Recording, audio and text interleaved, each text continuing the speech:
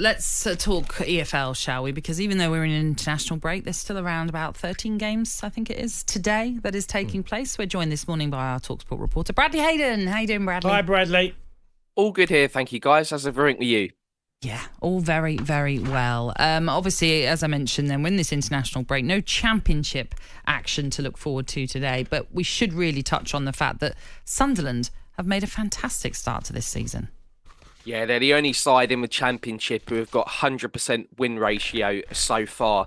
I've been really impressed with them because when you look at them play, they move the ball around really confidently, use the wings really effectively as well. Patrick Roberts particularly is really key to the way they play, especially after losing their star man Jack Clark this summer to Ipswich. And Eliza Mienda and Rowan Mundell have really impressed as well. They've got Luke O'Nien in defence, who's really key to the way they play too. And Joe Bellingham as well, the brother of Jude. Lots of speculation about his future this summer, but he stayed at the Stadium of Light. And you might remember that last season was quite a chaotic one for the club because Tony Mowbray's sacking was unpopular with the fans.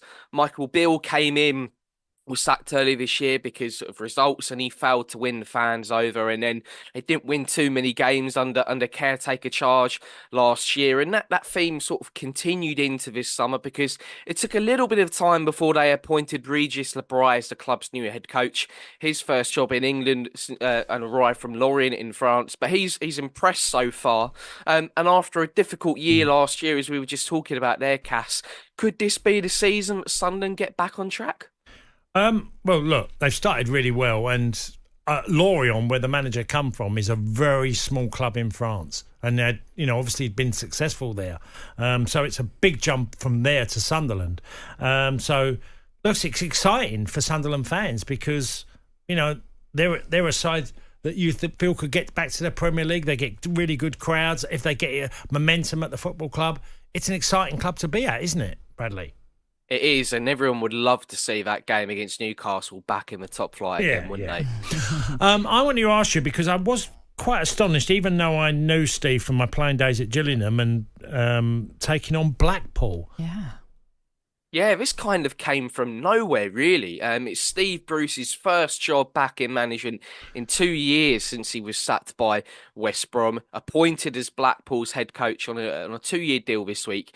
Bruce joined Jim White early this week and said he didn't fancy retirement and it was a no-brainer to take the Blackpool job. And he was talking about the owner's ambition to get back to the Championship one day as well. He succeeds Neil Critchley, who was sacked after just 2 league games this season. Blackpool finished 8th last season in League One, and you look through their squad, there's some good names in there because Jordan Rhodes will always score goals at League One level. Elliot Embleton has won promotion for League One previously with Sunderland. James Husband is an experienced name in the EFL as well. What's your thoughts on this one, Cash? You've got to admire Steve Bruce for continuing to carry on and to continue having that enthusiasm for football. Oh, I think it'll be a roller coaster ride. Sorry, Bradley. Because it's Blackpool.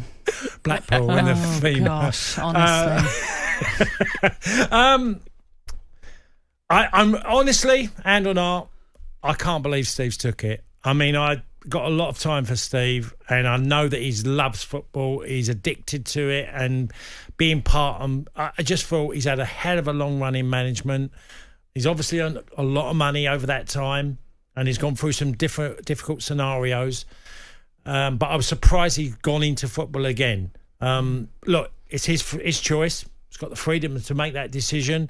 It's in his blood, Steve. It always has been. I knew him as a 21-year-old at Gillingham.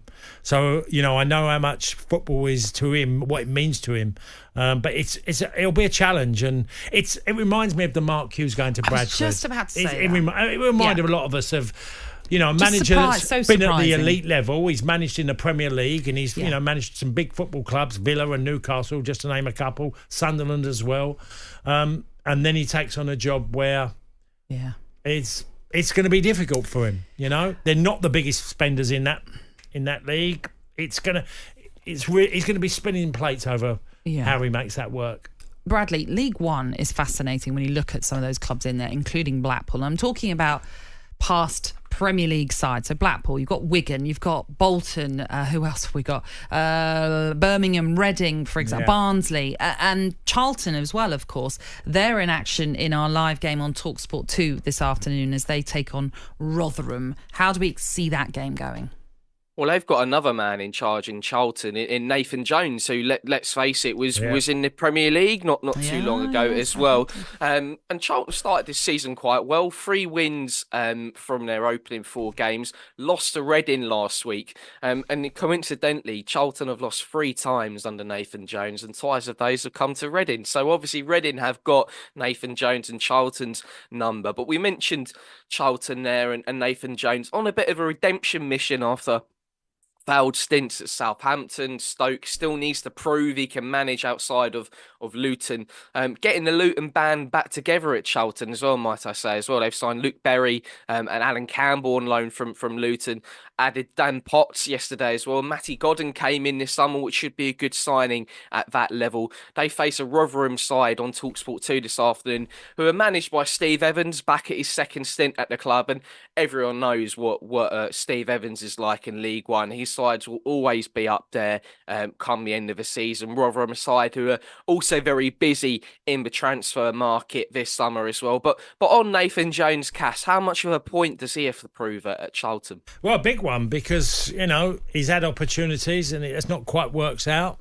Again, a manager that's been around the block slightly.